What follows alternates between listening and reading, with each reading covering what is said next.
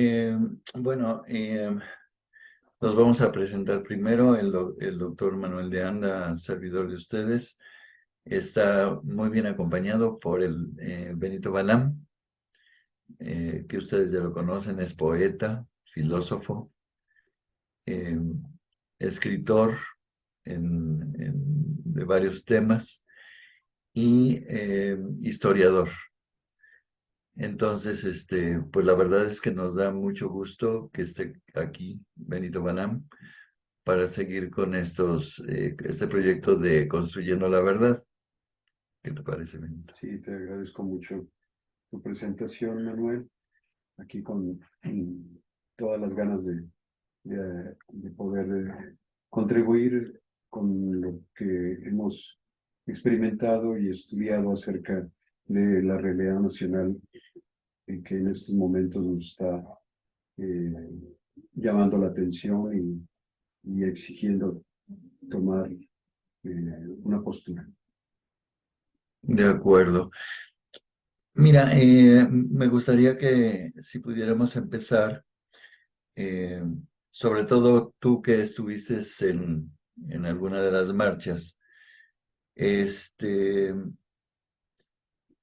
¿cuál es el significado y cuál es el origen de las marchas que tenemos actualmente, Benito? Ujú. Bueno, son dos movilizaciones muy distintas, ¿no? La primera marcha es la marcha del INE no se toca y la otra marcha es la del apoyo a la cuarta transformación. Eh, Muy distintos en su propósito, en su empuje, en su manera de actuar, en el impacto que estas tienen en la población.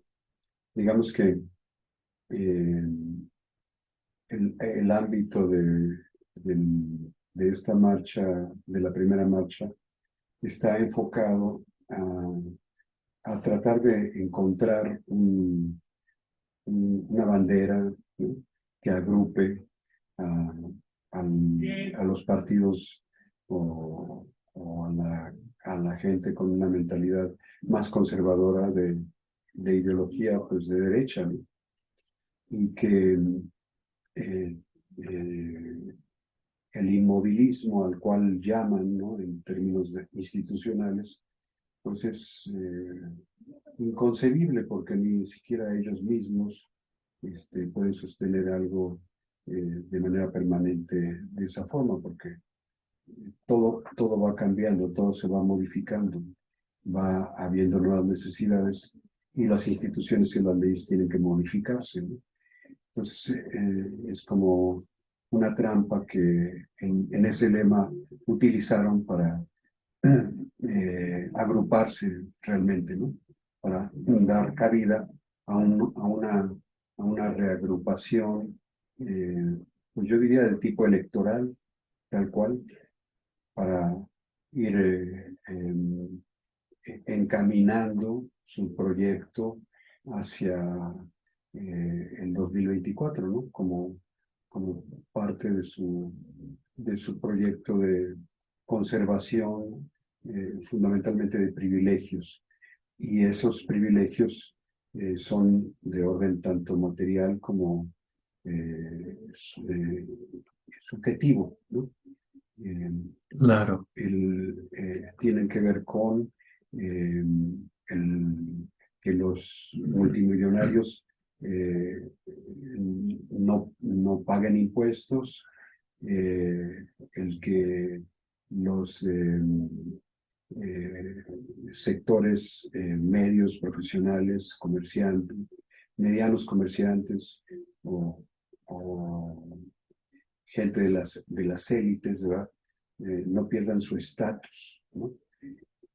Tanto unos como otros, en el sentido de un privilegio de prestigio, ¿no?, donde no tienen la obligación de ser transparentes en su información, en respaldar el progreso eh, material y social educativo también del resto de la población, sino que cada quien se rasque con sus propias uñas, ¿no?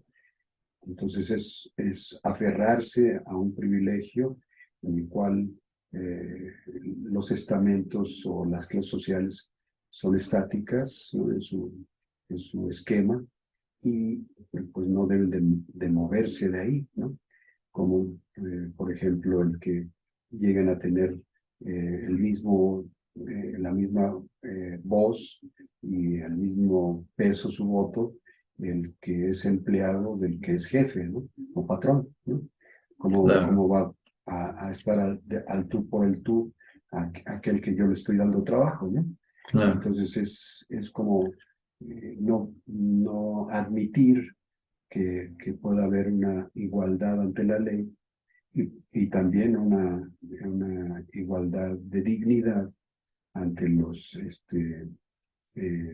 ante las propias relaciones sociales, interpersonales, ¿no?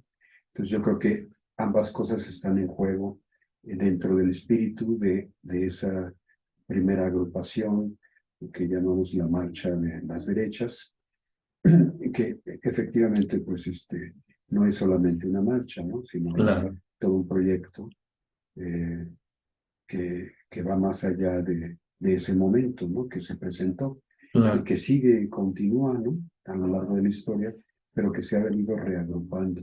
Y eso es lo importante, ¿sí? Se reagrupa en torno a un nuevo régimen democrático donde hay un respeto a su manifestación sin menoscabo de sus derechos y de su libertad de expresión y, y, y de su propia convicción para llevar a cabo la organización de su propia fuerza electoral que ellos quieran, ¿no? Siempre y cuando no sea violenta, ¿no? claro, Eh, Creo que esos son los límites constitucionales, ¿no? Y que hasta este momento, afortunadamente en México, ese agrupamiento de derechas ha respetado, ¿no? Y eso es algo muy loable también de parte de esa oposición, ¿no? Que se haya mantenido hasta este momento en ese encuadre de respeto a la Constitución, aunque sabemos que hay tendencias ideológicas fundamentalistas radicales dentro de esos agrupamientos claro, que, que les vale sorbete lo legal y lo constitucional, y solamente lo utilizan como pretexto para abonar el caldo de cultivo en el cual puedan echar mano de la fuerza, ¿no? Pero como no les ha salido, pues tienen que mantenerse así. Pero yo creo que el conjunto de las clases medias no tiene una predisposición a la violencia. Eso hay que saludarlo, ¿no?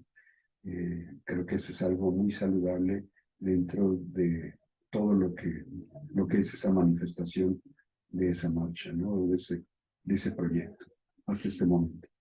muy bienvenido. Este, desde mi punto de vista, fuiste muy generoso con los participantes de esa marcha, de la primera, que fue por ahí del 13 de noviembre, ¿no? Ujú, Eh, Porque tú dices que fue una marcha impulsada por pues, ideologías de derecha, pero la realidad es que, bueno, yo percibí que mucha gente no sabía por qué estaba marchando, ujú, porque el pretexto era pues que el INE no se toca, lo cual era absurdo, que lo iban a desaparecer, todavía más absurdo. ujú, Pero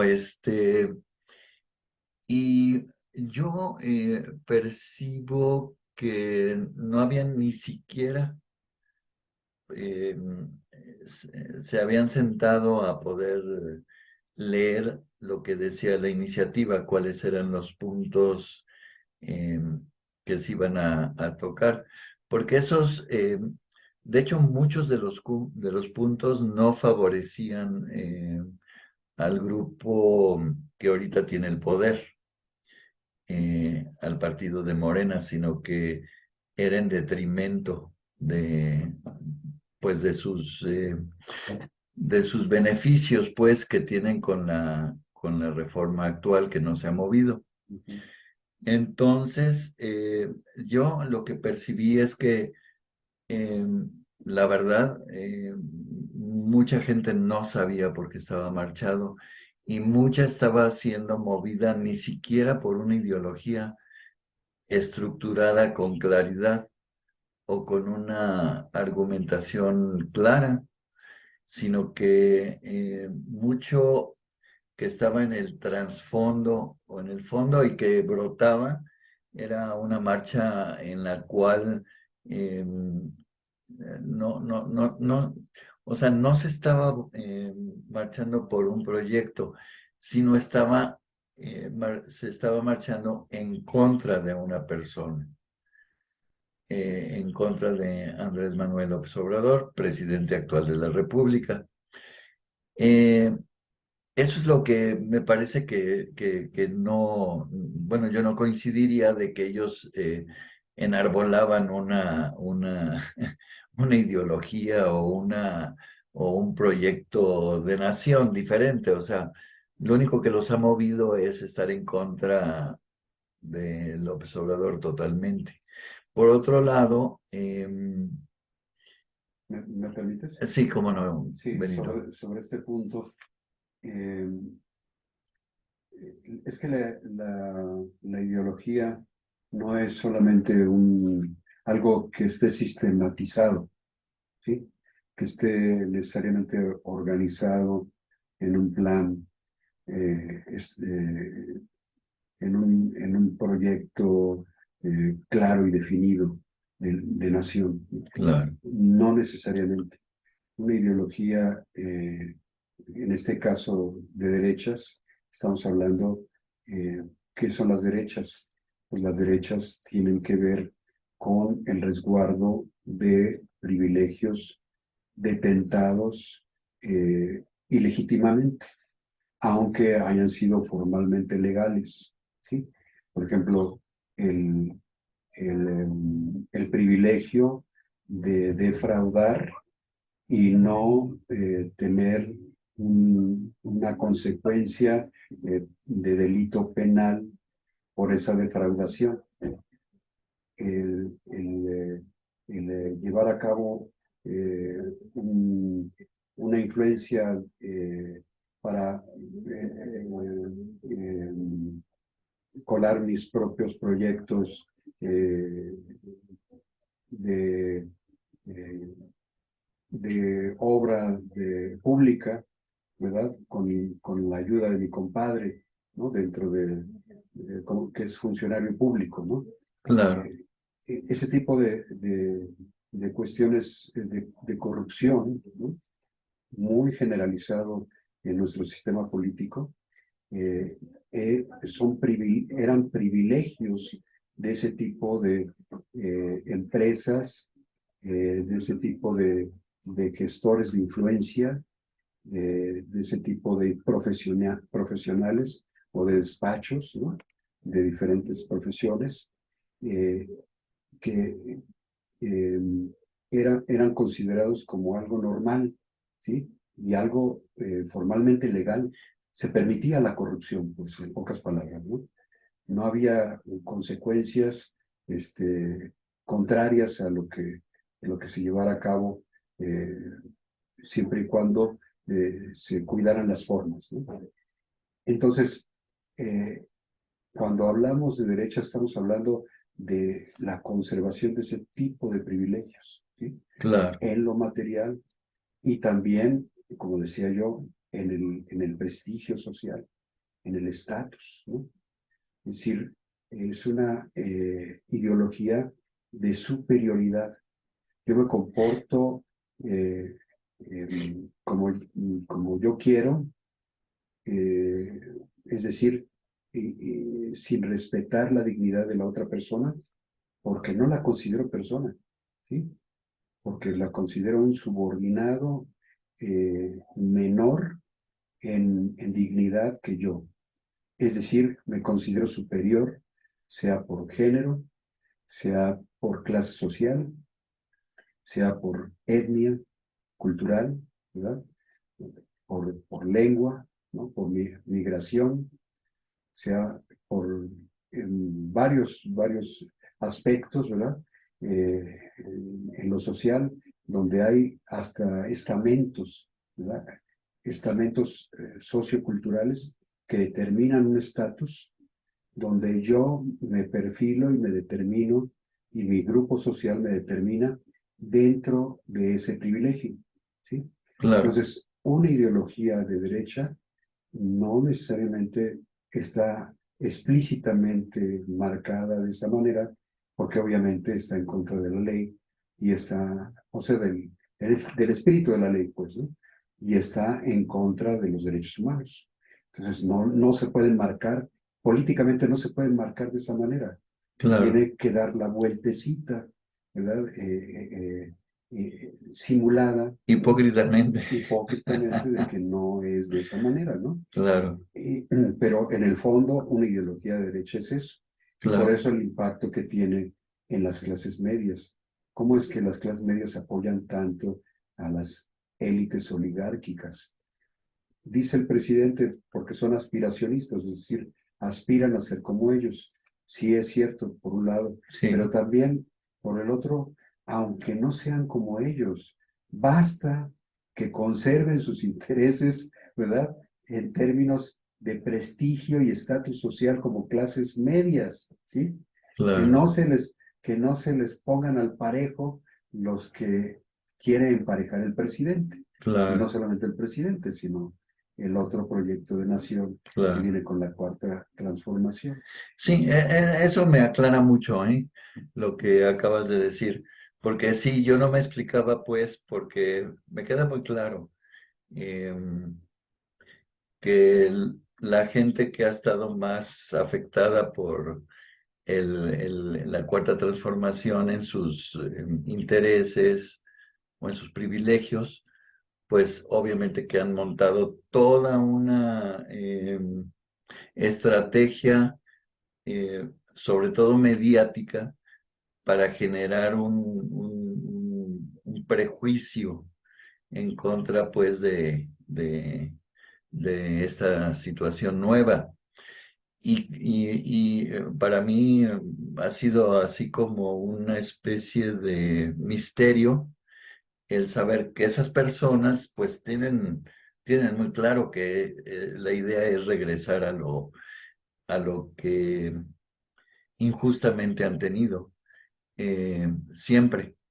Y por otro lado, para mí es un misterio cómo esas personas que no pertenecen a esa élite muy superior, se mantiene unida a esa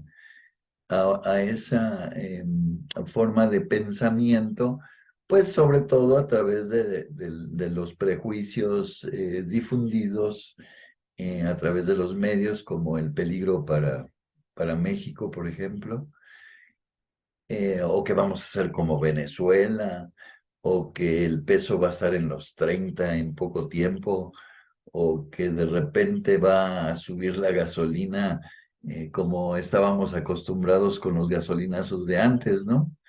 Que subía de 10 a 20 pesos como cuando estaba Peña Nieto.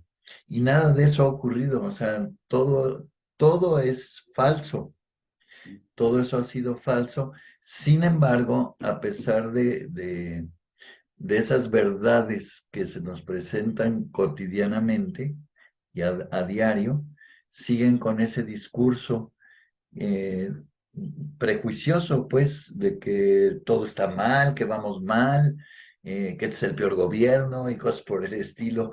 Entonces eso es lo que me parece una contradicción. Es simplemente la señora que decía ahí Indios patarrajados. indios patarrajadas y cosas por el estilo, en realidad, luego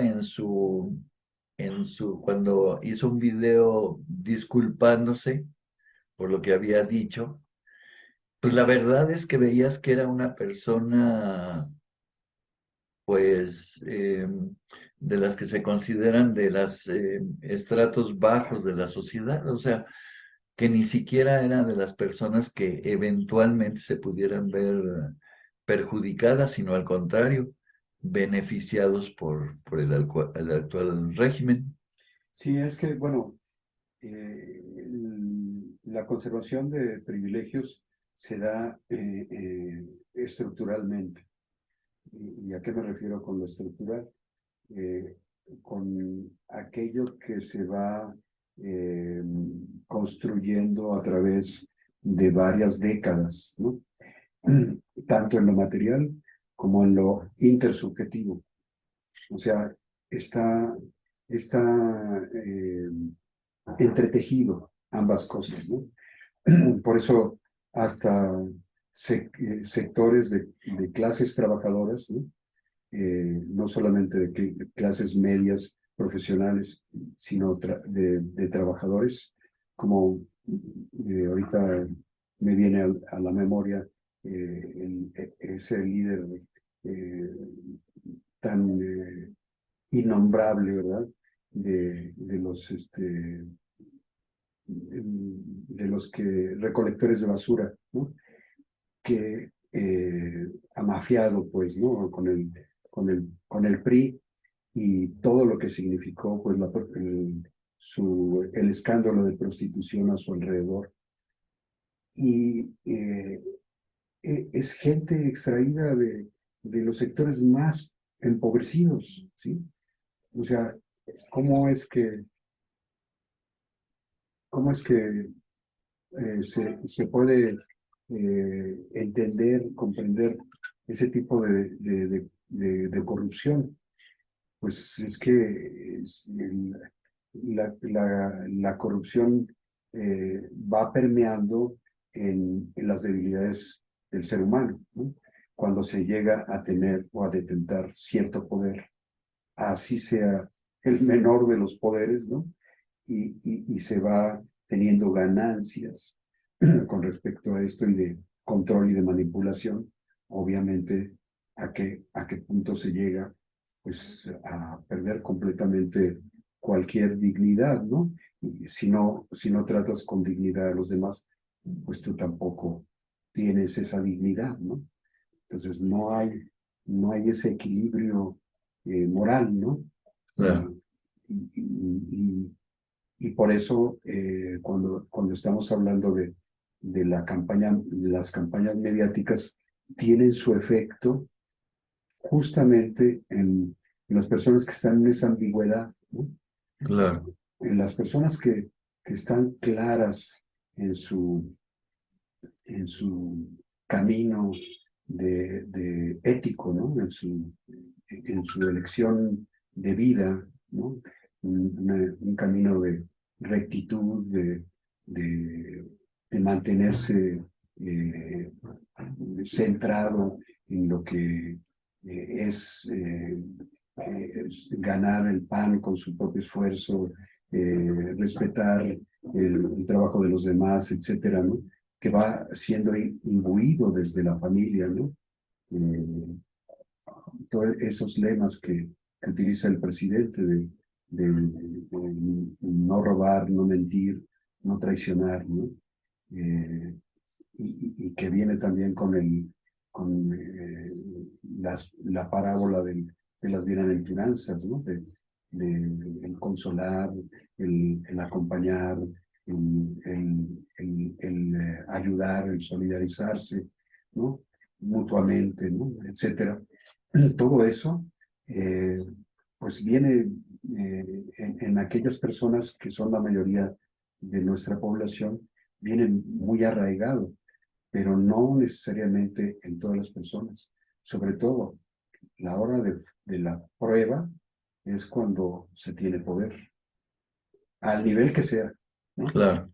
Y cuando se tiene el poder y se opta por continuar con esa vida recta al servicio de los demás o aprovecharse ventajosamente de ese poder, abusando de lo que tiene uno a la mano y ahora sí que, entre comillas, vénganos tu reino, ¿verdad? Pero de una manera deformada, ¿no?